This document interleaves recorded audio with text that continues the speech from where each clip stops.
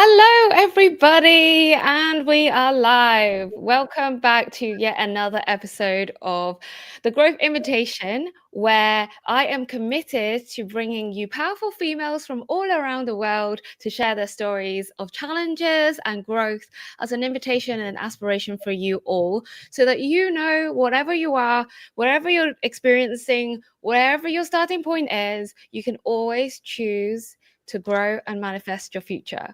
First of all, I want to apologize for being a little bit late today. We had some technical issues, but as you know, we live in the real world, right? So thank you very much for bearing with us.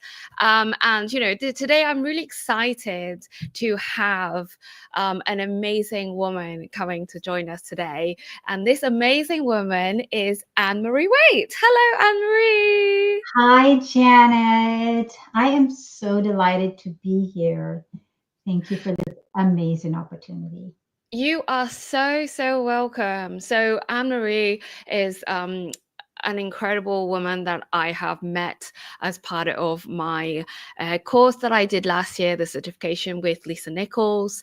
And throughout the whole journey, we have witness each other grow. We have witnessed each other's transformations, the challenges that we've had. So I already know, we haven't even started yet, but I already know that this conversation is going to be absolutely amazing, especially when Anne-Marie has such an incredible story that she wants to tell about how she literally went from having no will to live into living really amazingly well now, and where she is in her stage in life. So, without further ado, Anne-Marie, if you can please give us an introduction to who you are now and what you're up to right now. Okay, I would love to. So, I am currently a nurse practitioner. I'm also the founder of Girlfriends Health, and I am an amazing certified transformation health coach. And my passion is helping women to build their health legacy. And I'm going to talk about health legacy a little bit later on. And I do that by helping them to take charge of their own lives, but not just their lives, but also their nutrition. A lot of times we don't put health and nutrition together. And so I help them to make that connection. And so the population that I work with are executive women in leadership roles, women who are in the second half of their lives. So they've raised a family and they are now wanting to focus a little bit more on themselves. And just any woman who is really serious about taking control of her health. And I really try to help them to achieve clarity in their individual health needs. They come with me with I don't set needs or goals for clients. They come with what they would like their life to be. And some of the amazing results that the clients receive is that they end up having increased energy. They also get to the point where they can manage their weight because they've been struggling with it for so long. But one of the most important um, gift I think that comes from this is improved gut health. The health of your gut is so very important with how well you live your life. And when we put all of those pieces together, these are the things that enable women to live a more vibrant life. That And is so amazing. And it is such a minefield out there of this, do this, and then you're gonna be better, and do this, and then do this, and then suddenly like you drink water and it's amazing. Suddenly you don't drink water. Suddenly like eating this is wrong, and then suddenly eating that is good for you. But then it within 3 years later that's bad for you, and it can be so confusing to someone who isn't professionally trained in this area to understand how to navigate all of the noise out there, because Yes. everyone has a slightly different practice. And what I love what you said is, it's not that you go and set goals for your clients, it's Right. they come to you and you go, okay, I can tailor this for you. Would you like? What would you want? And then, really focusing that on the gut health. It's something that I realized maybe 2 or 3 years ago only, that the gut is almost like a second brain. We Ooh. talk about the gut instinct and we just ignore this gut instinct and everything that goes around it. So, that just showcases how incredibly important what you do is. And what I want to, talk about is the whole, like, you didn't start off like this, right? You didn't start off as in like, I No. know my gut is the most important place, and I'm supposed to be like looking after my health, and that's it. My life Yes. is ta-da! It wasn't quite like that, right? So I would love for you to share with us the story of what actually happened. Like, where did you start from, and how to get to where you are now? Oh, I'm so glad you asked, Janet. So, um, I just have to do a little plug here because I've been talking about I have a best-selling book out, and if you have read my book, it's called Against All Odds with the fabulous Lisa Nichols, and you would have read my story that when I was 12 years old, my father died of cardiovascular disease. He died at a young age. He was only 43 years old. Oh. And I must say that it was a tragedy. And I I do remember walking around like in a daze, not knowing what to do. What do you do when you lose an important person like that in your life? And it took months and I mean, I was only 12, but I must tell you that I had an amazing mentor in a teacher who sat me down and kind of just talked to me about uh, things that are diseases that are hereditary and how you can prevent them. And that just started the path that I'm on now. And it was an important piece of moment in my life because it turned that tragedy, and as devastating as it was, I found a way to turn that much later on into what they call post traumatic growth. And Mm. so that experience opened my eyes to the importance of making healthy choices and developing healthy habits in your life. And all of this has to do with prevention. And that is my focus now. All of what I've been through, all that I have learned has led me to the focus to focus on prevention.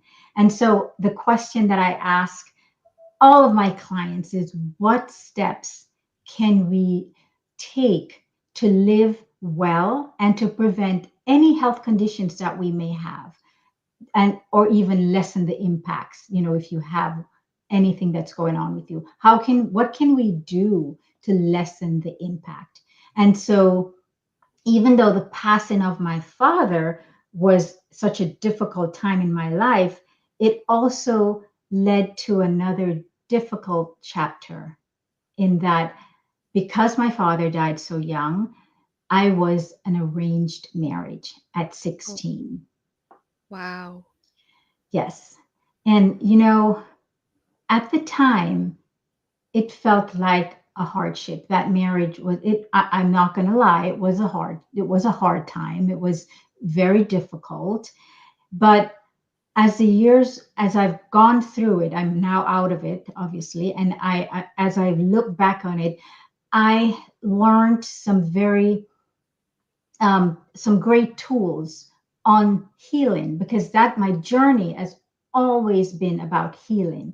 How can I heal the trauma that I've been through, the and to prevent, because if we don't, if you're not aware of what we're handling, the cards that we've been dealt with, if we don't address them, when we can't really seek out the tools we need to heal ourselves. And so over all the years that has passed by, I think that I was able to find ways to use as tools for my healing. And so I found a way to embrace gratitude for all the aspects of my journey, no matter how difficult it was. I see them as a gift, because without that in my life, I would not be where I am today. And so, when I speak of my arranged marriage as an adverse event, it ultimately became an opportunity for growth, and it has shaped me into the person I am today. Wow, I love how you actually made that shift. It's a reframe of, yes, it was a challenging time, and luckily you got out of it, but what can you actually take from that?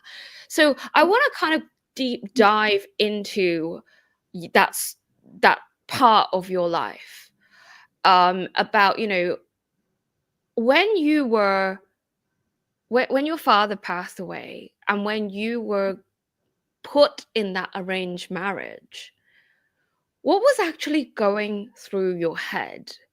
What actually happened in that moment when you realize, oh wait, I have to do this?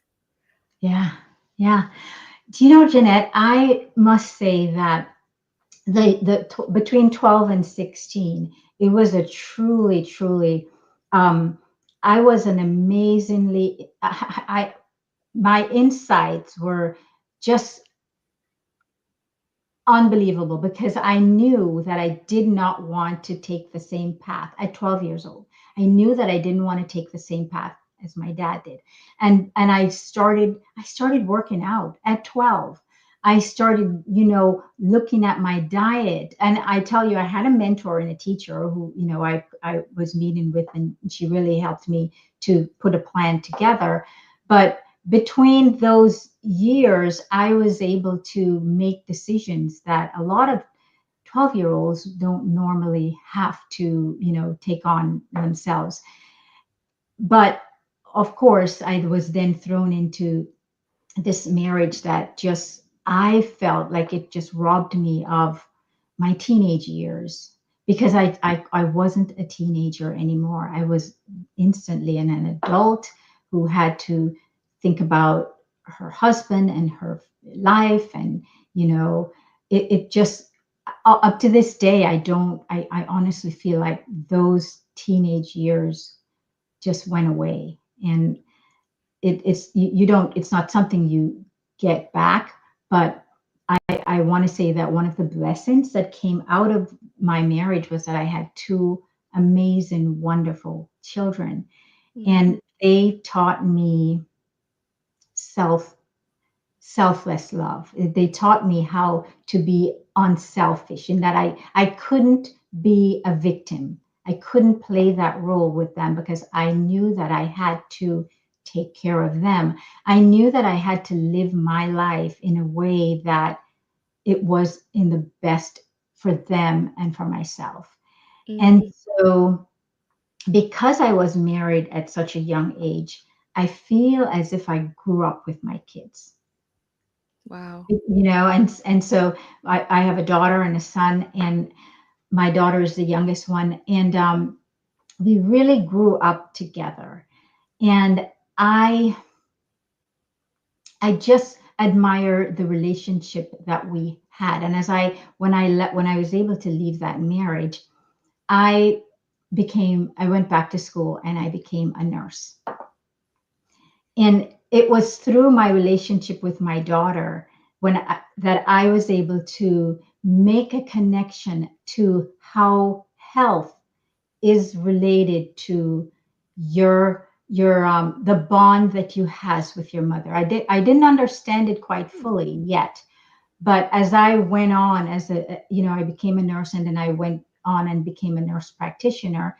I started seeing I'm a women's health nurse practitioner, and one of the things I saw was that the women who came to me that were not in good health, they did not have a good relationship with their moms. And it was just so prevalent that I started doing surveys because I wanted to, my background is in research. And so I wanted to see if there was a connection. And so every woman that came in with some health condition, I did a survey just to find out if what her relationship with her mother was. And sure enough, it, the women with bad relationships tend was tending to have more worse health outcomes than the ones who had a strong, healthy bond with their mother. And so I started this little research on my own, and it became a focus for me. And so that when I opened my business, it was called Girlfriends Health because of my relationship with my daughter. And I figured I had a great relationship with her. And I figured that if I wanted to help women improve their relationship, with their daughters, then it has to be called Girlfriends Health. Only because I'm going to share my story with you about why I called it Girlfriends Health. But what I didn't realize at the time was that I was just adding to research that had already been done. There is a physician and an author. She's called Dr. Christine Northrup. And you may have heard of her. She has written many, many books, but the two that I'm going to mention is Women's Bodies and Women's Wisdom. And the one that I am in love with it's called The Mother-Daughter Wisdom. And in these books, she talks about how our relationship with our mother, that it sets up the state of health and well-being for our lives. And I was like, wow, that is amazing that she has done all this research. And here I am witnessing. I am actually seeing that this is indeed true. And so that obviously, Girlfriends Help came about, and that was a mission for Girlfriends Help. It was to help to improve the bonds between mother and daughter. Wow, I love that story. And, I can pretty much correlate like my relationship with my mom. And when I started healing that relationship, not that we Mhm. had anything bad, like, it wasn't like me and my mom didn't have a good relationship, but it was more like it was a very distinct, she is the strict mother, Yeah. and I was like the obedient daughter. And then it wasn't until I started learning and healing more about myself, then I could actually start embracing her as just mom, mummy, just, Mhm. someone who loves me unconditionally, receive that, and then be able to almost see her as a peer Mhm. with some more experience than me. Like Yes. it Yes. was a it was a shift. But actually throughout that journey, gave me so much more confidence to go out there and do the things that I wanted to do. Yeah. And also look at myself and go, okay, yeah, this body is not so bad after all. Like, actually be able to see myself in the mirror and go, okay. And that explains it. I've never actually heard of that. So I've learned something brand new today, that Yes. there is this correlation between, whether you have a good relationship with your mom, especially with girls, that actually affects your health. This is super powerful. Is, and not a lot of people know that. That's why it's I that was my real true mission, is to go out there and help women, because we don't often make that connection. And it was just fabulous for me as a nurse practitioner to pick up on it, and to say, wow, there is a lot of truth in this connection, that if you, and you can heal it. It's not, the good thing is that you can start healing Mhm. by repairing the bonds that you have with your mom, making that effort. And in a perfect world, that is, we can do it, but obviously it doesn't always work. But I think that there are other ways around it, in that you may not be able to connect, your mom may not be alive, but you can do that in the thoughts, in the energy, in how you perceive her, even though she's not with you anymore. You can heal that relationship, because the energy that you are putting out is going to change. And that's Mm. what, and the thing about it is that if you have daughters, it is so necessary for you to do that, to break that link, to stop that, you don't want it to continue for another generation. You want to stop it, so that the bonds that you form with your daughter, she's going to grow up and have a great bond with her children. And so it just continues. So it's a legacy that you're creating. Wow, I love that. I never saw it in that way. So actually, this whole journey that you've had through from having no will to live to actually living well is through the blessing of your children, Yes, and actually through the blessing that you have realized all of this has brought to you, because it actually propelled you to go back to school and train as a nurse and absolutely. actually become the person that you are now and do all of those research things that you are doing that you've been doing, because then you can actually understand how can you bring that legacy into all of your clients' lives? How can Absolutely. you bring all of that and help other people change their lives in, like, within whatever they're going through, by this simple thing that we can all shift, we can all learn Yes, how to change and heal from, which is absolutely. super Yes. powerful. Yeah. Yeah. Amazing. So what I want to do, like, kind of like before we wrap up, really, is actually, if there was something, if there was one thing, I know we talked a lot about the mother and daughter relationship, but if there was one thing that you could advise the audience today to say, if you can do this, it's really going to help propel you forward, what would that be? So I'm going to use an example from my own life. So when I found myself in the situation that I was, in a marriage that wasn't working, I I didn't know how I was going to leave. I had no clue how to get out of it, and it was very frustrating, and it was also very depressing, Mm, because I couldn't think of a way out. And I knew my mother was not very supportive of me leaving. So I knew I wouldn't get any support from her. I didn't have any friends that I could turn to. And it just felt so helpless. But I did not see my life being that way. I could not envision that this is my life. This is how I'm going to live the rest of my life. And so what I would say is that the formula is to take the first step. mm, Now, you might be saying, okay, if I'm in a bad situation, I don't even know what the first step is, right? Well, I didn't know either. But my first step was to imagine myself not in that situation.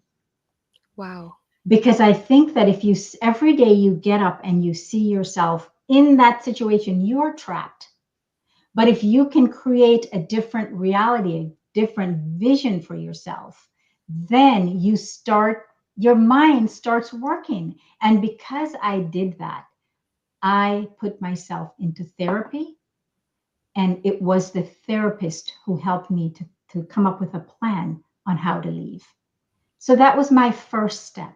And Mm, that's what I would encourage anybody. If you are in a situation where it feels like you have no other way out, just whatever the situation is, visualize yourself how you want it to be. not where you are, but what do you see yourself? Where do you see yourself? And do that every day. And that stimulates your the mind to start thinking.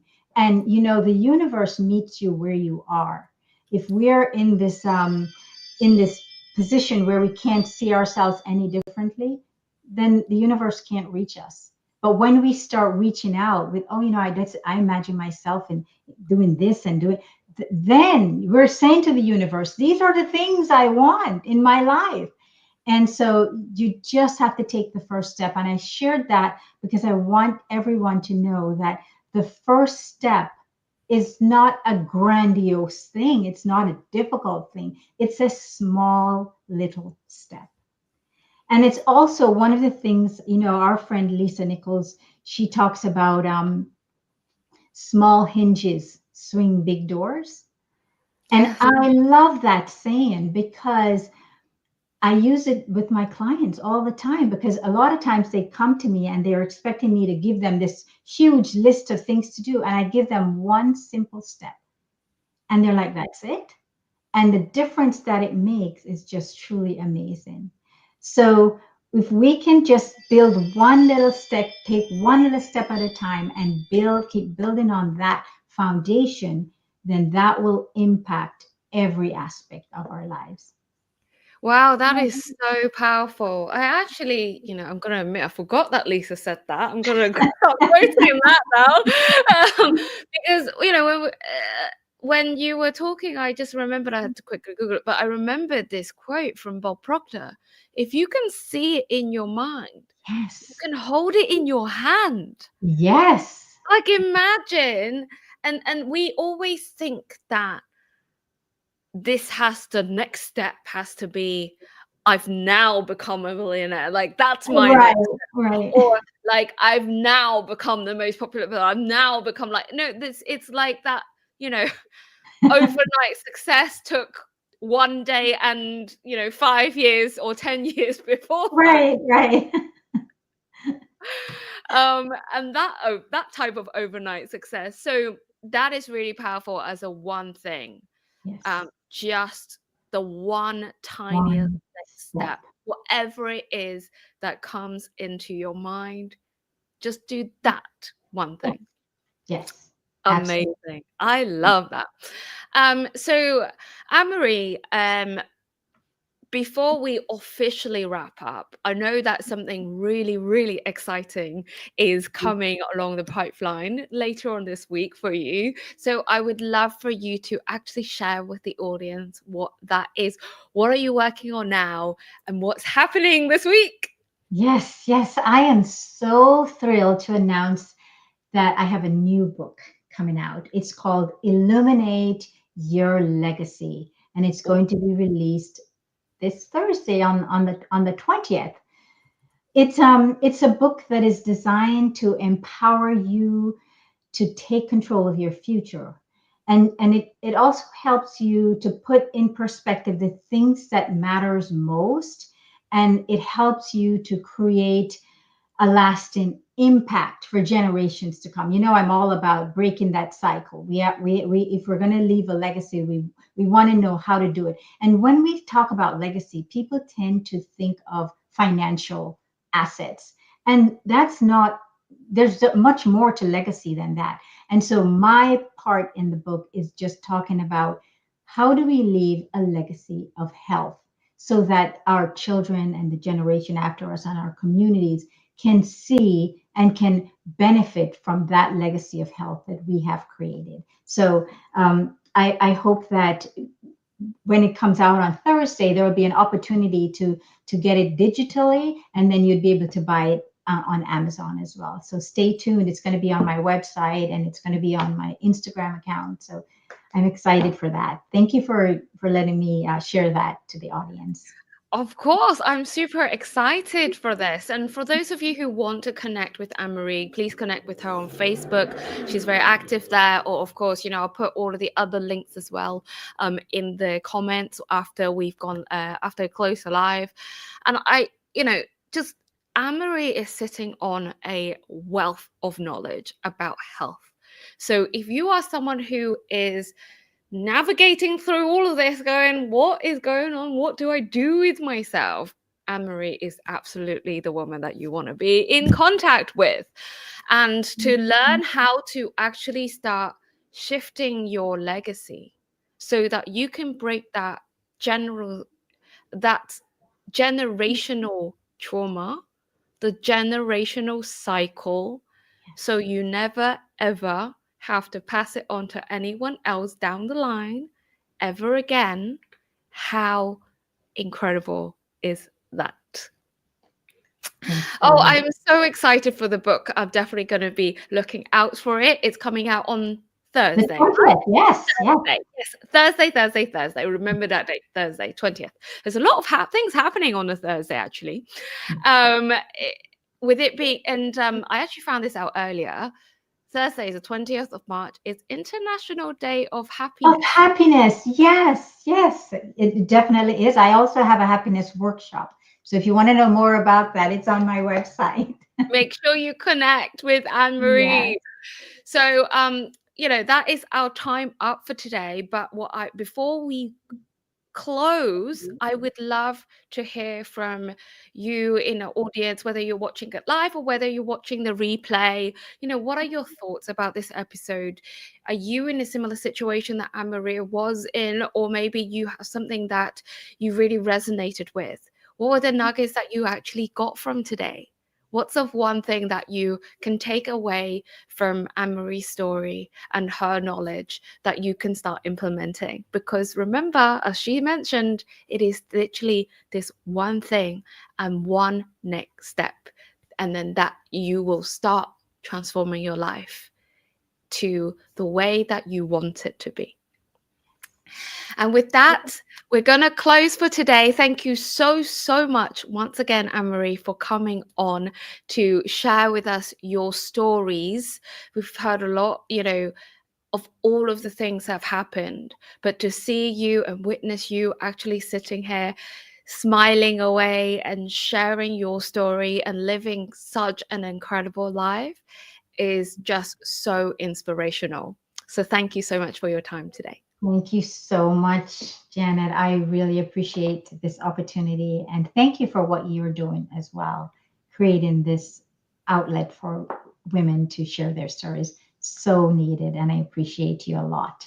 Thank you. Thank you so much. Thank you, everybody. And we will see you again in the next episode. Bye for now. Bye.